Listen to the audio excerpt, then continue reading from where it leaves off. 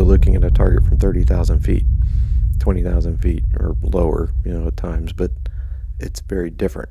When you're talking about special operators, they need to know what side of the door are the hinges on? What's the door made of? Are there animals there? Are there dogs? Are there chickens? Are there kids on site? What all these different little things, that when you're in an airplane you don't care about because you're dropping a 2,000-pound bomb on it anyway, right? Right, yeah. So, it's a different mindset, and it took me a while to get that, but having the opportunity to deploy to Kosovo and work with, I was lucky enough to work with actually my platoons, guys from my team, and then a couple of ODA teams that were there, and working with them and figuring out exactly what they needed. That was huge, and not that it became the model for deploying intelligence people going forward, because intel people deployed before, but it was very rare. And what they were doing is they were picking, they called them IAs, individual augmentees. So they were picking people from a squadron. So my argument was, instead of picking people from a squadron that didn't know how to support the SEALs and deploying them to Kosovo, why don't you send me?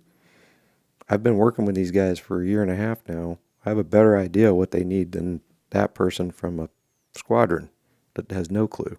Right. Yeah. It was I don't know. It's the government, and they're here to help, right? So anyway, I made that argument, and finally broke through that wall. Stop sending individual augmentees. Send the people that are assigned to the teams. Right. That just made sense to me. I don't know. Call me crazy. Anyway. Hey, crazy. Hey, crazy. Yeah. Right. A lot of things that make sense that they just don't do. Yeah. But I think we jumped from September 11th back to that. But yeah, that's all right. The point is that on that day, the focus changed, and it changed for special warfare. It changed for intelligence. It really changed for the military in general. We went from, at least in the Navy, we went from being very focused on Iraq, and that part to a whole different fight in Afghanistan, yeah. Right. Yeah, I know. Yeah, it seems like there was a big change in the model there even that I noticed. It was. Well, we went from being very strike warfare, which is aviation, carrier aviation, strike warfare focused, to being special ops, more surgical aviation strikes. Maybe we still drop large ordnance, but smaller ordnance, smaller packages.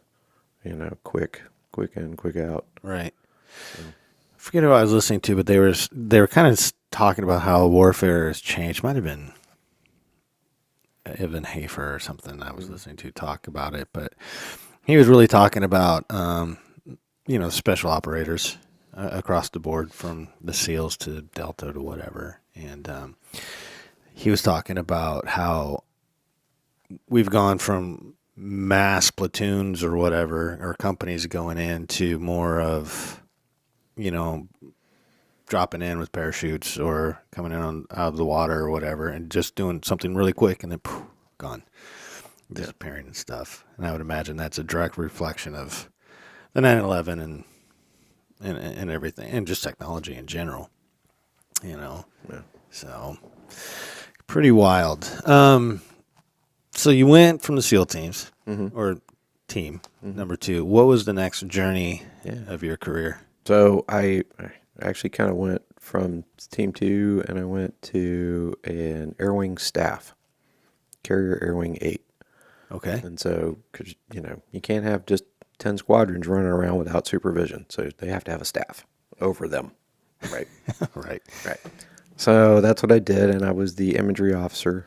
I worked with our targeteer a lot to provide imagery packages. I also did the battle damage assessments.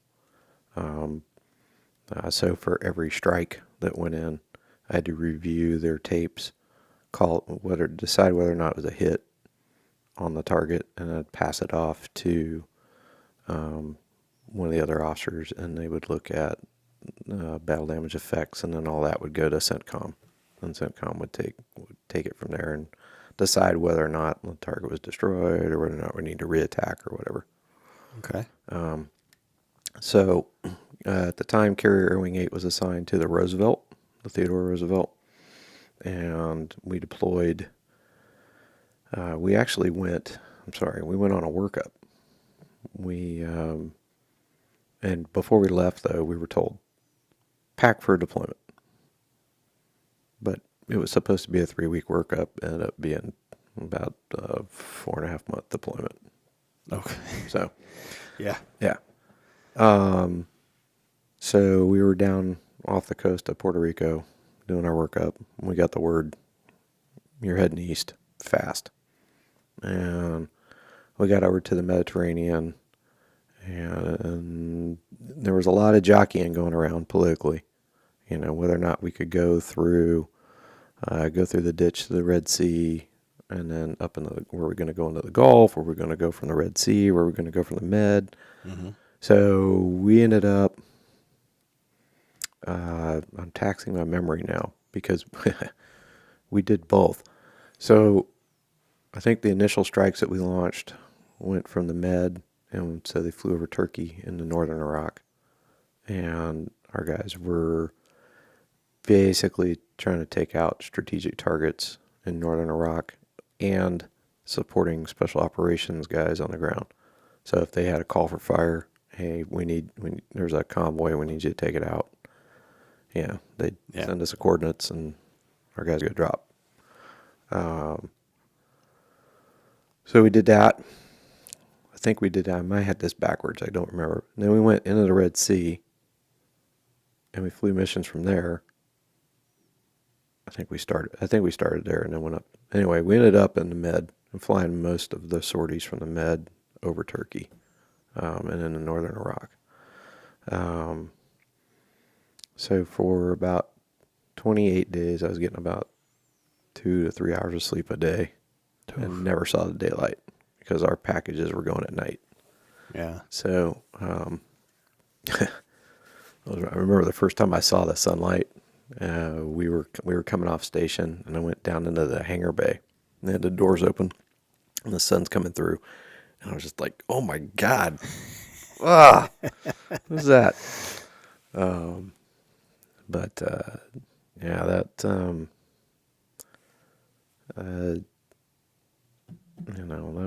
was the kickoff in Iraq. Yeah. And yeah. So you said about 4 months on that one. Yeah.